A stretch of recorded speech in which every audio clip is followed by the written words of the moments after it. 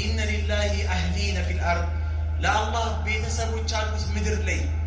አንድ ጥያቄ ልጠይቃችሁ። እኔ የዓለማችን ላይ በጣም ቢሊየነር የሆነው ባለሀብት የቢል ጌትስ ቤተሰብ እንደሆንኩ ታውቃላችሁ? ቤተሰብ እንደሆነ ታውቃላችሁ? ዘመድ እንደሆንኩ አታውቁም? እስካሁን ድረስ በጣም ነው የምትገቡት። እሺ የአላሙዲንስ ቤተሰብ እንደሆንኩ አታውቁም? አጎቴ እንደሆነ ታውቃላችሁ? ለምን እንዳልኳችሁ ታውቃላችሁ? ሰው በሰውኛ ስልጣን ያለው ሰው ክብር ያለው ሰው የሆነ ነገር ያለው ሰው የእሱ ቤተሰብ ነኝ የእሱ ቤተሰብ ነው ሲባል ለየት ያለ ክብር ይሰጠዋል አይደል? ቦታ ይሰጠዋል።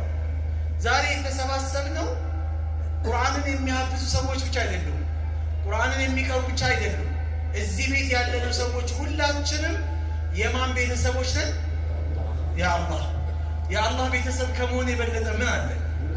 ምንም እኮ የለም። ወላሂ አህሉላህ ብቻ ብሎ አላህ አልጨርሰው አላቆመው።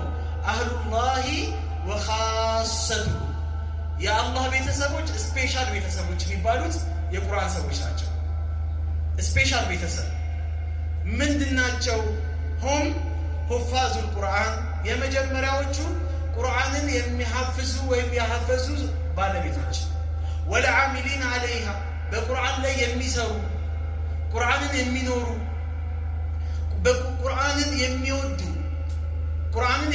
ቁርአንን ስለወደድን ነው ዛሬ እዚህ ቦታ ላይ የተሰበሰቡ። ቁርአንን የሚወዱ ሰዎች የላቁ ናቸው። የአላህ ቤተሰብ ከሚባለው በላይ ሌላ ቃል መናገር ቃል ማባከን። አልሐምዱሊላህ የአላህ ቤተሰብ አላህ አድርጎናል። ከአላህ ቤተሰብነት ደግሞ ፈቀቅ እንዳንል። ሰው ዛሬ በዘሩ ይኮፈሳል አይደለም? በስልጣኑ ይኮፈሳል፣ በሀብቱ ይኮፈሳል፣ በማንነቱ ይኮፈሳል። ከዚህ የበለጠ የሚያስኮፍስ ነገር የለም። የቁርአን ሰዎች ነን። አላህ እስከ መጨረሻው የቁርአን ሰዎች አድርጎ አላህ ይግደል።